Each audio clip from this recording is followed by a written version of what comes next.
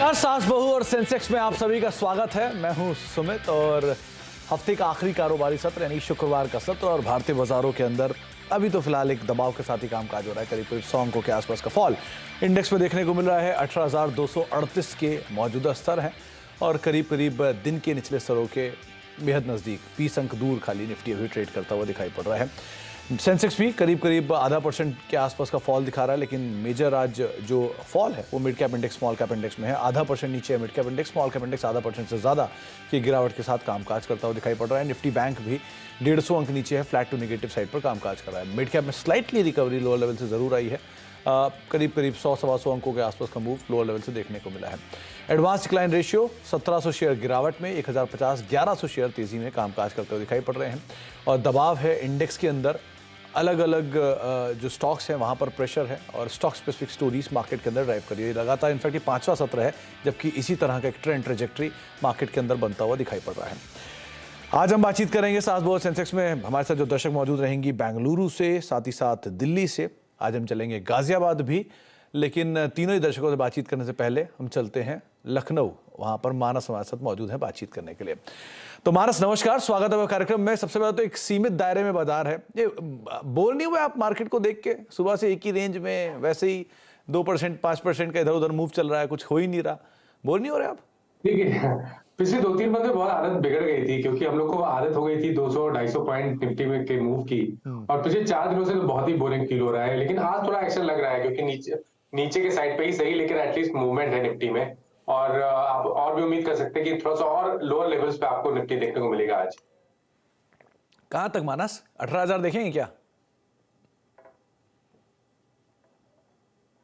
मानस? 18,000 Nifty में? चलिए, शायद संपर्क टूट गया मानस से। दोबारा संपर्क साधने की कोशिश करते हैं और बातचीत करेंगे मानस से और भी मार्केट्स को लेकर। लेकिन जो अगर आपका भी कोई सवाल है तो आप अलग अलग माध्यम के जरिए हमारे साथ जुड़ सकते हैं। आप व्हाट्सएप नंबर आपकी स्क्रीन पर है 7045220000।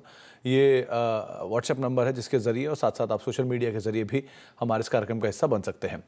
एक अपडेट आपकी स्क्रीन पर आ रहा है कि रिलायंस जियो ने कई प्रमुख शहरों में 5G सेवाएं लॉन्च कर दी हैं। ये एक अपडेट रिलायंस से रिलेटेड आता हुआ दिखाई पड़ रहा है।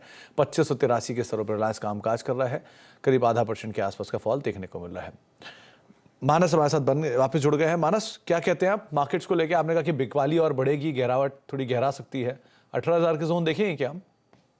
देखिए, बहुत एक अहम सपोर्ट जो कि पिछले 4-5 दिनों से एक्ट कर रहा था 18,300 के आसपास, निफ्टी ने उसको ब्रीच किया है। 60 मिनट चार्ट पे जाएंगे तो वहां पर आपको लोअर टॉप लोअर बॉटम का कंफर्मेशन मिलेगा। तो देखिए, करेक्शन बिल्कुल हो सकता है क्योंकि पिछले एक मंथ में हमने एक बहुत ही बढ़िया रैली देखी है। तो शायद इस करेक्शन में आपको 18,050 18,100 तक के स्तर देखने को मिल जाएंगे, जो कि 20 डे मूविंग एवरेज है। तो इसीलिए थोड़ा कॉशियस रहिए। कभी कोई उछाल मिले तो वहां पर जो अग्रेसिव ट्रेडर है वो बिकवाली कर सकते हैं, लेकिन अगर आप लॉन्ग पोजीशन आपने बनाई हुई है तो थोड़ा ऊपर हल्की कर ले तो ज्यादा बेहतर रहेगा। तो ऊपर थोड़ी सी पोजीशन हल्की कर ले, वो ज़्यादा बेटर मानस को दिख रहा है। अच्छा मानस, ये आउट परफॉर्मेंस सो फार निफ्टी बैंक से थी, आज आधा % नीचे है, फ्लैट टू नेगेटिव टोन पे निफ्टी बैंक कामकाज कर रहा है। क्या वीकनेस भी यहीं से लीड होगी? नहीं, मैं नहीं समझता कि वीकनेस यहाँ से लीड होगी, लेकिन ये बिल्कुल मार्केट के साथ नीचे जरूर आएगा।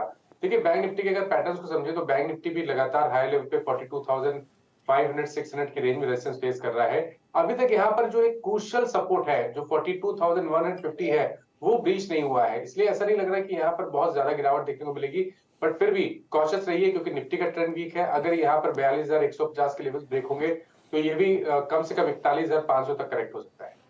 अगर 41,500 अगर थोड़ी सी वीकनेस प्रिवेल करती है तो शायद यहाँ पर भी दबाव बनते हुए दिखाई पड़े। चलिए, अब हमारे तीनों ही दर्शकों को जोड़ लेते हैं, उनसे हम बातचीत करते हैं। पहले चलते हैं दिल्ली, वहां पर हमारे साथ दीपा जी मौजूद हैं बातचीत करने के लिए। तो दीपा जी नमस्कार, स्वागत है आपका कार्यक्रम में। सबसे पहले तो आप क्या करती हैं दीपा जी और मार्केट में कब से हैं? मैं काफ़ी टाइम हो गया है मुझे। पहले मैं थोड़ा म्यूचुअल फंड वगैरह इसमें इन्वेस्टमेंट करना शुरू किया था। फिर उसके बाद मैंने थोड़ा सा एफएनओ में भी किया, लेकिन अभी आजकल मैं एफएनओ के साथ अपना एक पोर्टफोलियो भी बना रही हूँ जिसमें मैं बीच बीच में प्रॉफिट बुक भी करती रहती हूँ। तो उसी के बारे में मुझे थोड़ी तो दीपा जी, आप लॉन्ग टर्म इन्वेस्टर भी हैं, मीडियम टर्म इन्वेस्टर भी है, right? Yes I am. Okay, और आप कैश के स्टॉक्स में आप डील करती हैं, F&O में आप डील नहीं करती हैं अब? कभी कभार करती हूँ उसमें भी। तो ऐसा क्या हुआ कि आपने F&O को छोड़ के कैश में निवेश करना ज़्यादा बेटर ऑफ किया? नहीं, उसमें जब बहुत वोलेटिलिटी होती है ना, तो कभी कभी प्रॉब्लम में भी आ जाती हूँ। तो इसलिए स्टॉक्स तो चलता रहता है, उसमें थोड़ा मेरा प्रॉफिट भी बुक होता रहता है। अच्छा, और ये कब से आप हाँ ये कब से आप कर रहे हैं इन्वेस्ट मार्केट में? मुझे कम से कम 5 साल तो हो चुके हैं। ओके, तो ये जो लास्ट पैनिक स्टेट आया था कोविड में, तब आपने एक्यूमुलेशन किया या आप पैनिक आए थे, पैनिक में आ गया था आपका पोर्टफोलियो? आ गया था और तब मेरा F&O में भी बहुत प्रॉब्लम में आ गया था। तो तभी आपको मार्जिन का ट्रिगर हुआ और आपको लगा कि अब कैश में जाना चाहिए, राइट? यस। ओके, अच्छा दीपा जी, पहला सवाल क्या है आपका? मेरे पास चोला फाइनेंस के 10 स्टॉक्स मैंने एक्चुअली अभी लिए हैं। ओके, और मैं इसमें करना चाहती हूँ, इन्वेस्ट और करना चाहती हूँ, लेकिन ये मुझे अभी ये थोड़ा नीचे चल रहा है। मुझे ऐसा लग रहा है कि is this the right way, मतलब चोला में मुझे और आगे इन्वेस्ट करना चाहिए या मुझे किसी और में स्विच करना चाहिए? Because as far as I know Chola is a good company, Chola finance. Okay, तो आप कंसर्न किस चीज से हैं, भाव से या कंपनी की क्वालिटी से? अभी तो फिलहाल थोड़ा, मैंने कभी ये फाइनेंस इसमें चोला फाइनेंस में कभी किया नहीं, फर्स्ट टाइम मैंने किया है। ओके, तो मुझे थोड़ा सा हेजिटेशन है कि मैं इसमें कंटिन्यू करूं या अभी नीचे आ रहा है तो मैं और ऐड करूं या मैं इसे एग्जिट कर जाऊं मेरे बाइंग प्राइस पर आते ही। वैसे तो ये मुरगप्पा ग्रुप की कंपनी है, तो क्रेडिबिलिटी वाइज तो कोई ऐसा इशू नहीं है, लेकिन मानस ज़्यादा बेहतर जानकार, तो उनसे हम राय ले लेते हैं। मानस, चोला इन्वेस्ट में इन्होंने करीब करीब 700-750 रुपये की रेंज में इनकी खरीदारी है और वहाँ से नीचे भी आ गया स्टॉक। तो क्या करना चाहिए इन्हें? फर्दर ऐड करना चाहिए अपनी पोजीशन को या फिर अभी वेट करना चाहिए? कैसे क्या करें इसमें? देखिए, आई थिंक 820 रुपए से स्टॉक करेक्ट होना शुरू हुआ, 700 रुपए के आसपास के लोज बने और आज जिस तरह की रिकवरी हम लोअर लेवल से देख रहे थे कि सुमित भाई, ये लेवल इसलिए इंपॉर्टेंट इसलिए है चोला फाइनेंस का क्योंकि यहीं पर 200 डे मूविंग एवरेज है। तो अगर यहाँ पर स्टॉक सपोर्ट ले लेता है और एक बार 720 रुपए के ऊपर ट्रेड करना शुरू करे, तब बिल्कुल एवरेज करना चाहिए, क्योंकि उस केस में आपको फिर से 820 तक के भाव देखने को मिल जाएंगे। तो थोड़ा इंतजार करिए, अगर 720 के ऊपर ट्रेड करना शुरू करे तब 680 के स्टॉप लॉस से चोला फाइनेंस में आप एवरेज कर सकती हैं। अगर लॉन्ग टर्म का इन्होंने जैसे नजरिया बताया, तो लॉन्ग टर्म के लिए तो अभी तक कोई ऐसे प्रॉब्लम नहीं लग रही है लॉन्ग टर्म चार्ट पे, लेकिन जहां तक एवरेज करने की बात है, मेरा रिकमेंडेशन तो यही रहेगा कि 720 725 के ऊपर ऐड करिए 680 के स्टॉप लॉस के साथ।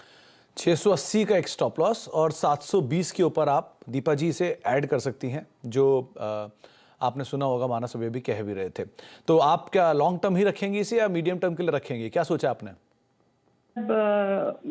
थोड़ा 10% के करीब प्रॉफिट होता है तो मैं थोड़ा सा प्रॉफिट बुक कर लेती हूँ और बाकी फ्री के शेयर रख लेती है, राइट? हाँ। बहुत बढ़िया रणनीति वैसे दीपा जी है। अच्छा, अब दूसरे दर्शक से बातचीत करते हैं, वो भी दीपा है बेंगलुरु से। अच्छा दीपा जी नमस्कार, बेंगलुरु वाली दीपा जी नमस्कार, क्या सवाल है आपका और आप कब से मार्केट में? पहले तो मैं शुक्रिया अदा करना चाहूंगी जो सीएनबी की आवाज ने मुझे इधर आने का मौका दिया। Thank you Deepa ji. Secondly, मैं मार्केट में 4-5 साल से इन्वेस्ट कर रही हूँ। मैं कैश में ही इन्वेस्ट करती हूँ। ओके, और दीपा जी वैसे तो अभी थोड़ी पहले आपके पीछे जब आपका फ्रेम बन रहा था तो आपके शायद हस्बैंड थे, तो वहां से आपको इनकरेजमेंट मिला इन्वेस्टमेंट का या फिर आप खुद ही आउटराइट इन्वेस्ट करती हैं?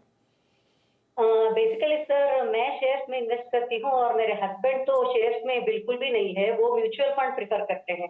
वो कभी भी म्यूचुअल फंड में इन्वेस्ट करते हैं और मैंने ये शेयर ट्रेडिंग का ये तो इसमें इन्वेस्ट करने का सोचा है। ऐसा क्यों? ऐसा क्यों दीपा जी? आप शेयर में और म्यूचुअल फंड में, हस्बैंड, ऐसा क्यों? उनको वो ज्यादा सेफ और प्रॉफिटेबल लगता है, लेकिन मैंने जब 4-5 साल पहले देखा तभी मैंने कंपेयर किया कि कई लोग बैंक एफडी में पैसा रखते हैं, कई लोग म्यूचुअल फंड्स में डालते हैं और कई लोग मेरे फ्रेंड शेयर में भी डालते थे। मुझे कंपेयर करने के बाद ये लगा कि रिस्क है शेयर मार्केट में, लेकिन इन्वेस्ट किया जाए तो लॉन्ग टर्म के लिए प्रॉफिट भी उतना ही ज्यादा है, इसलिए मैंने शेयर्स में इन्वेस्ट करना ज्यादा बेहतर समझा। तो दीपा जी, आपने कभी अपने हस्बैंड को कन्विंस नहीं किया शेयर के लिए, या उन्होंने कभी आपको कन्विंस नहीं किया म्यूचुअल फंड के लिए? नहीं सर, वो अपना उधर इन्वेस्ट करते हैं, मैं इधर इन्वेस्ट करती हूँ।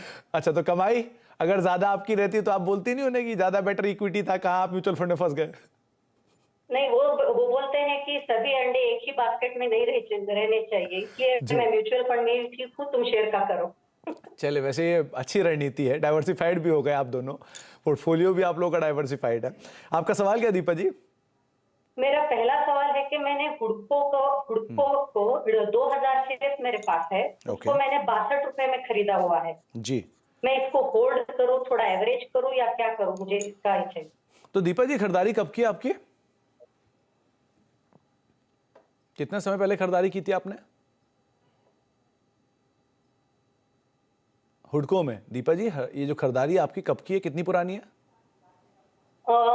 2017 एंड में लिया था सर, मैंने 78 रुपीज में लिया था, बाद में थोड़ा ऊपर आएगा सोच के एवरेजिंग करती गई, लेकिन वो ऊपर आया ही नहीं बाद में। इनफैक्ट पिछले एक महीने में बहुत चला है। आप इसका एक महीने का अगर चार्ट उठा के देखेंगे तो क्या जबरदस्त मूव हुडको के अंदर आता हुआ दिखाई पड़ा है। 2 दिन में ही इनफैक्ट 20% के आसपास का मूव देकर भी गया था। तो मानस बहुत लंबे समय तक वेट किया और वापस अब दाम के इर्द गिर्द एटलीस्ट आना शुरू हुआ है। ये स्टॉक एक महीने में करीब 30-31% का मूव दिखा चुका है। क्या करना चाहिए हुडको में? देखिए, खरीदारी के बाद 18 रुपए तक के लेवल्स भी देख लिए इन्होंने, तो अब तो निकलने का बिल्कुल सवाल नहीं उठता। देखिए, लॉन्ग टर्म चार्ट पे अगर आप जाएंगे तो जो गिरावट अभी हमने करीब 6-8 महीने पहले देखी थी, उसमें स्टॉक ने एक हायर बॉटम बनाया है। तो टेक्निकली देखें तो एक चीज तो क्लियर दिखती है कि लोअर लेवल पे अब बहुत ज्यादा गिरावट देखना मुश्किल है स्टॉक को, और अगर एक बार भी ये 55 रुपए और 56 रुपए के ऊपर निकलने लगा तो वो हायर टॉप हायर बॉटम का कंफर्मेशन होगा। तो 55-56 के ऊपर आपको जो नए टारगेट होंगे वो करीब 80-85 तक के होंगे। तो लॉन्ग टर्म के हिसाब से तो बिल्कुल बने रहिए। इन्होंने स्टॉप लॉस पहले नहीं रखा था, लेकिन अब मैं इनको बोलूंगा कि एक स्टॉप लॉस जरूर रखें। 39 रुपीज के स्टॉप लॉस से यहाँ पर बने रहिए। उम्मीद कर सकते हैं कि आपको 80-85 रुपए तक के स्तर आने वाले 6 से 8 महीने में देखने को मिल सकते हैं हुडको में। अच्छा, तो 80 से 85 तक के स्तर हुडको में आपको दीपा जी देखने को मिल सकते हैं। तो दीपा जी, लास्ट टाइम जब 18 रुपए आया था तब आपका मन नहीं किया बेच दो, लॉस हो रहा है बहुत, क्या करें? नहीं सर, लॉस देख के तो बेचने का बिल्कुल मन नहीं हुआ। अभी अच्छा। थोड़ा ही तो बचा है, सोचा कि कभी तो आएगा, रख लेती हूँ। चलिए, बढ़िया रणनीति थी। वैसे आगे भी आपसे हम बातचीत करते हैं दीपा जी। हमारे तीसरी दर्शक मौजूद हैं गाजियाबाद से, शिप्रा जी। शिप्रा जी, जब आपका नाम मुझे किसी ने भेजा था तो आगे के लगा हुआ था, वो के शिप्रा है या प्रोनाउंस में करना है या वो के साइलेंट है, क्या है वो शिप्रा? सर वो क्षितिज वाला शिप्रा है। अच्छा, क्षितिज वाला शिप्रा, तो के साइलेंट है, राइट? नहीं, साइलेंट नहीं है सर, क्षत्रिय वाला शाह है। अच्छा, क्षत्रिय वाला शाह है। तो मैं सही प्रोनाउंस कर रहा हूँ आपका नाम? Shipra, it is Shipra. Okay, तो शिप्रा जी, कब से आप मार्केट में? मुझे 5 इयर्स हो गए। 5 इयर्स? तो आप फुल टाइम प्रोफेशन में मार्केट्स में या फिर पार्ट टाइम इन्वेस्ट करती हैं? कैसे इन्वेस्ट करती हैं, क्या पैटर्न है? एक्चुअली मैं एक इलेक्ट्रॉनिक्स इंजीनियर हूँ, तो पार्ट टाइम भी कर पाती हूँ क्योंकि रेगुलर इन्वेस्टर का मेरे पास टाइम नहीं इन्वेस्टिंग का। तो मेरे ज्यादातर इन्वेस्टमेंट म्यूचुअल फंड्स में है, बट थोड़ा सा लर्निंग पॉइंट ऑफ व्यू से मैं थोड़ा एक अमाउंट हर महीने लगा। कैसी रही लर्निंग सो फार शिप्रा जी 4-5 साल में? डायरेक्ट इक्विटी नहीं, एक बार मैं सुन नहीं पाया आपको, फिर से बोलिएगा प्लीज।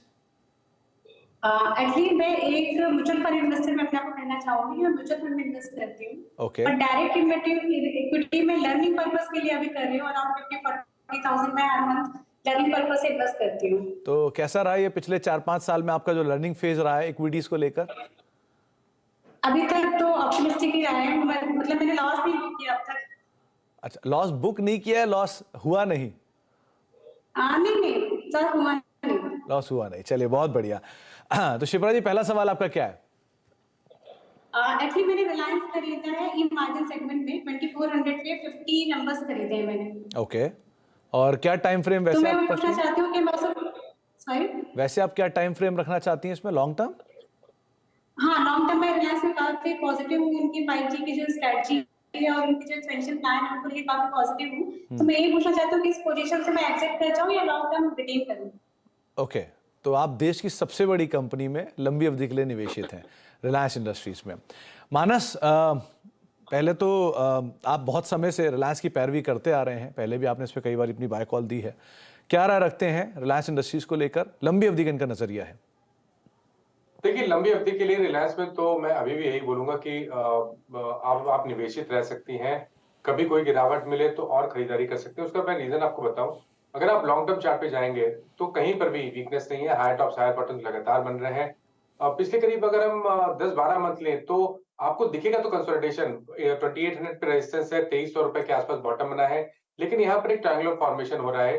ये कंसोलिडेशन का दौर है। कंसोलिडेशन के बाद जब ये स्टॉक वापस 2700-2800 रुपए के ऊपर निकलेगा, तब तो आपको शायद 3200-3300 रुपए तक की रैली रिलायंस में देखने को बिल्कुल मिल जाएगी। तो लॉन्ग टर्म के नजरिए से बिल्कुल रिलायंस में बने रहिए। 2300 रुपए के नीचे स्टॉप लॉस रखिए। कभी भी गिरावट मिले तो और एक्यूमुलेट करिए।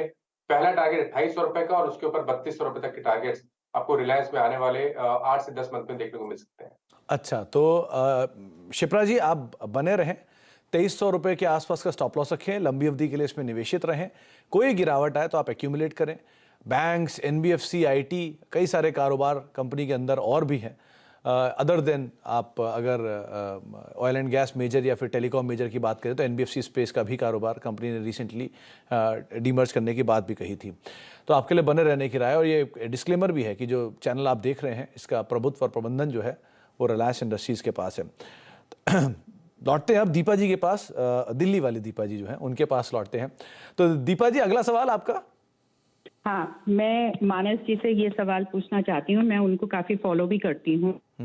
अभी L&T इन्फोटेक में और माइंडट्री दोनों का मर्जर हुआ है। तो मैं ये पूछना चाह रही हूँ कि अभी मैं इसका स्टॉक एक्यूमुलेट करना शुरू करूँ या मैं वेट करूँ, बिकॉज मैंने कई बार देखा है कि मर्जर के बाद प्राइस एकदम डाउन होता है।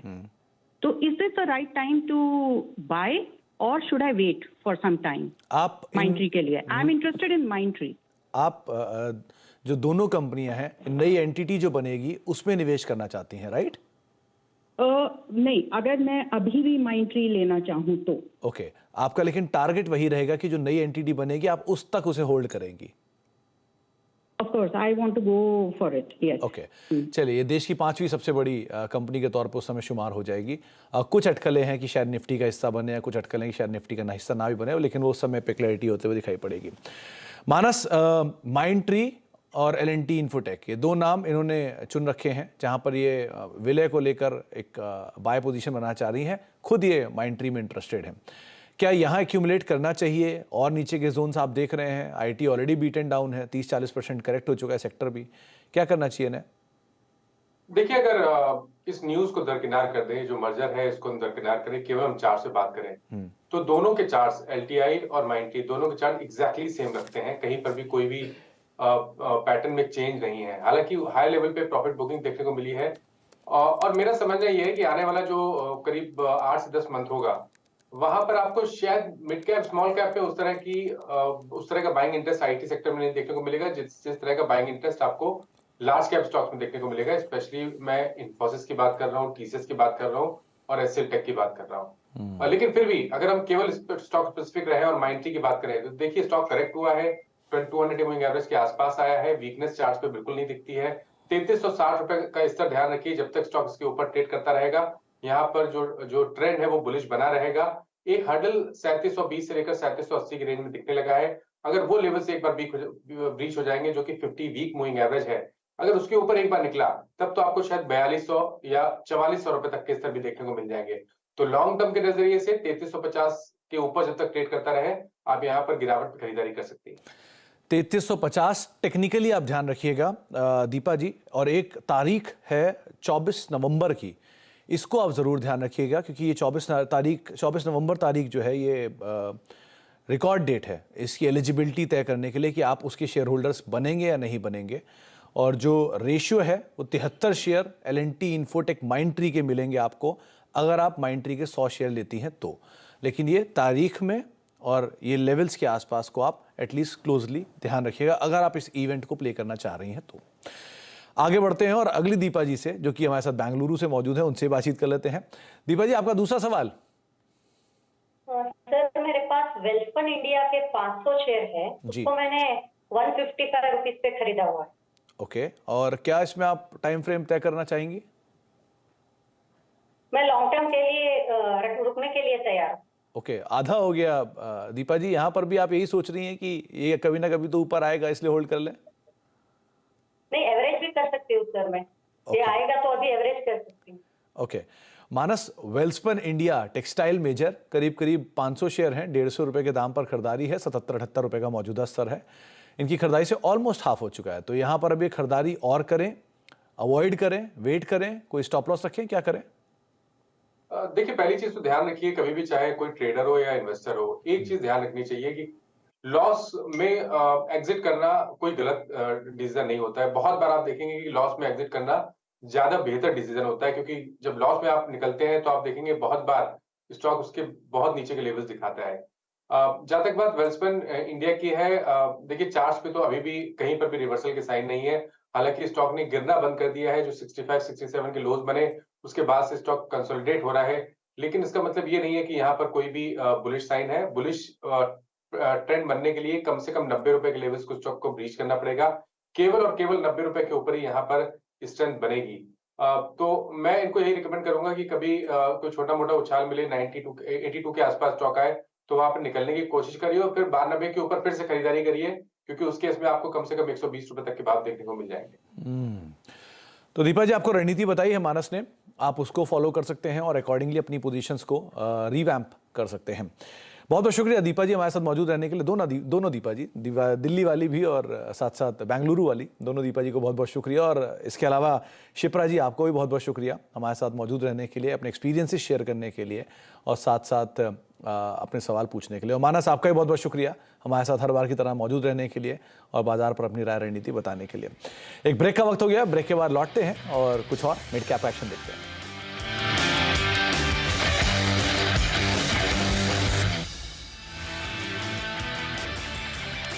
आप देख रहे हैं साउथ और सेंसेक्स मार्केट्स करीब करीब 18,254 के जोन्स में 220 का लो बनाने के बाद मिड कैप इंडेक्स में रफली आधा % के आसपास का फॉल और स्मॉल कैप इंडेक्स भी करीब 1/4% नीचे है।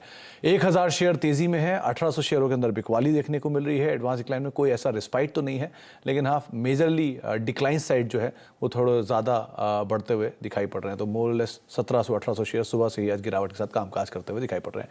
थोड़ा रिस्पाइट मिड कैप में आया, लेकिन कौन कौन से शेयर जहां पर एक्शन है और कौन कौन सी अहम खबरें मिड कैप से रिलेटेड, इस पर बातचीत करेंगे छोटे से ब्रेक के उस पार। मिड कैप मंत्रा में दीपाली हमारे साथ मौजूद भी हैं, कुछ ही देर में लौट के आ रहे हैं और दीपाली के साथ चर्चा करते हैं मिड कैप मंत्रा की। नमस्कार।